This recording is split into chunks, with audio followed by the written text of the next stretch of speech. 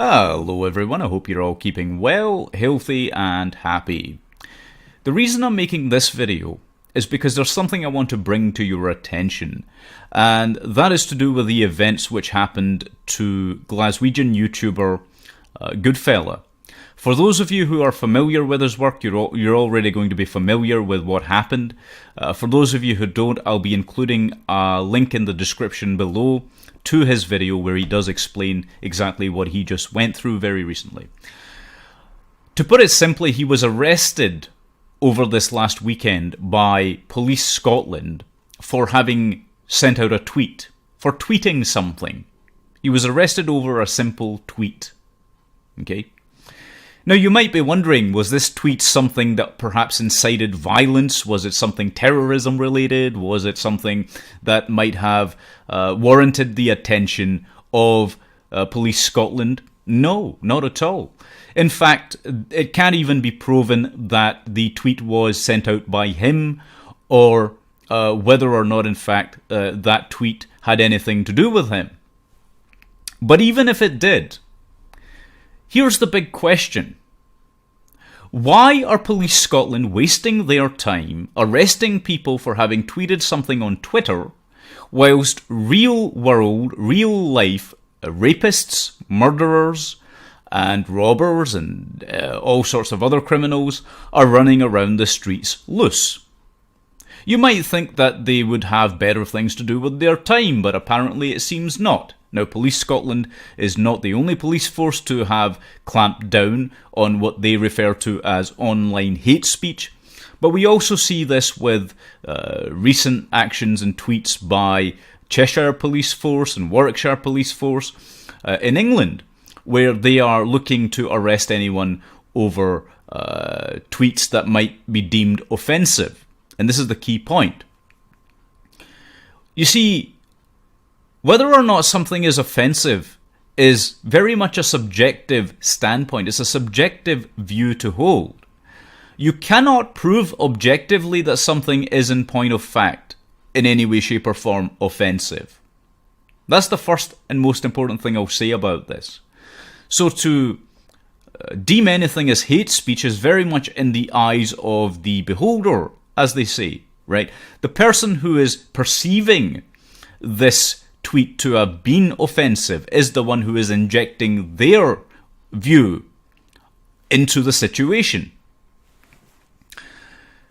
So this nonsense and the way in which hate speech laws are being abused is something that should be of great concern to everyone in the UK. It's something that should be very, very seriously at the forefront of our minds right now.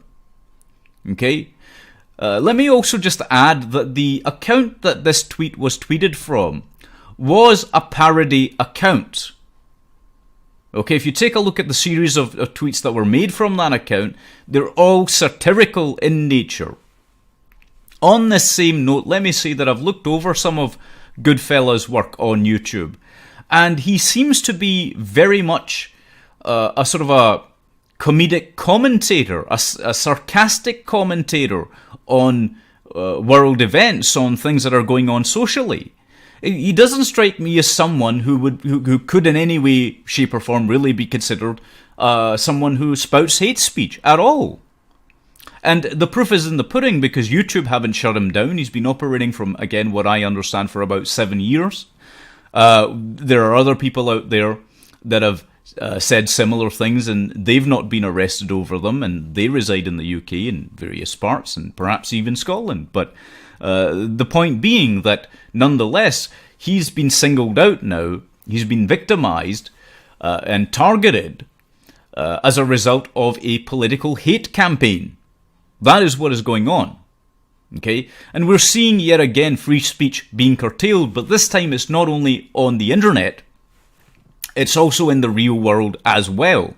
We saw a similar thing happen, of course, with Count Dankula as well, over something utterly ridiculous. It wasn't even something over something that was said. It was just a gesture which he trained his dog to do. Right? This is the height of idiocy. It shows the level of stupidity on the part of the people who are arresting people over these so-called crimes. Right? And as I say, the tweet itself was comedic. I found it funny. Now, perhaps other people might find other things offensive, right? But I found it quite amusing. Now, the fact of the matter is, comedy is never going to be funny if it doesn't offend someone. Okay? And if we're clamping down on comics, well, my God, what does that say about the humorless nature of these Stalinist concepts that are being implemented? What does it say about them? What does it say about Scotland as a society if this is what they're willing to do? Now, keep in mind that I grew up in Scotland. I actually grew up in Glasgow itself, the same city from which 6oodfella comes from. So I know the city. Okay, I know it. I grew up during the ice cream wars, but that's neither here nor there. The point is that the change that has happened, where we've seen Scotland become far more totalitarian because of its current government and the social justice policies that they've been implementing, these are of grave concern. We should all be seriously worried about all of this, because the next question becomes, when are they coming after the rest of us? Okay, are we all going to end up in gulags and prisons or work camps because the Scottish Government or Police Scotland think that it's warranted that something we said, because someone got offended by it, warrants us being put in prison? And on this same note, let me say this, by the way.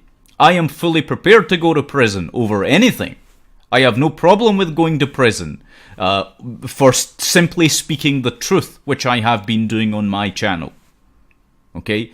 And so we all have to have that, as some call it, testicular fortitude. I think it was Gad Saad who came up with this particular phrase. We all have to have that.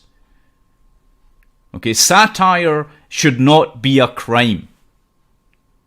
One final thing I'll say as well, and this is in relation to the whole of the UK actually, is that we really seriously need a constitution, a proper written constitution in the country, or the various regions of this country, in which free speech is protected. Okay, why do we need this? Because of these infringements on free speech. It's as simple as that. And we are seeing that governments are abusing their power. And as the old axiom goes, power tends to corrupt, and absolute power tends to corrupt absolutely. So we must be cautious about these measures, these authoritarian measures that are being used to silence people from even making jokes. This is ludicrous. This is absolutely ludicrous. It should never have happened in the first place.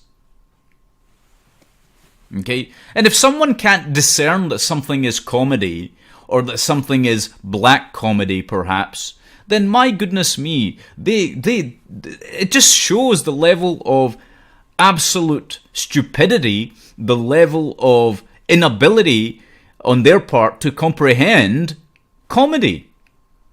To comprehend funny things, right? They completely do not have a sense of humor. I mean, what would have happened? What would have happened if Hunter S. Thompson, the great American writer, who was as satirical and as ludicrous as can be, had been in Scotland? He would have been arrested millions of times over. Or perhaps Jack Kerouac. What about Leo Tolstoy? Or Alexander Solzhenitsyn? Would you have arrested them as well? Well, obviously they would have, because Scotland's going in the same bloody direction as the Soviet Union. Anyway, I thought it was important to speak about this and speak in support of and on behalf of this YouTuber, Mr. 6oodfella as he's called, right? It's important to speak up on behalf of these people, and it is important to challenge the very authority of these establishment types inside government institutions, inside the police authorities, who think it's okay to do this. It is not okay to do this. Anyway, thank you very much for watching. Take good care of yourselves, and God bless all of you.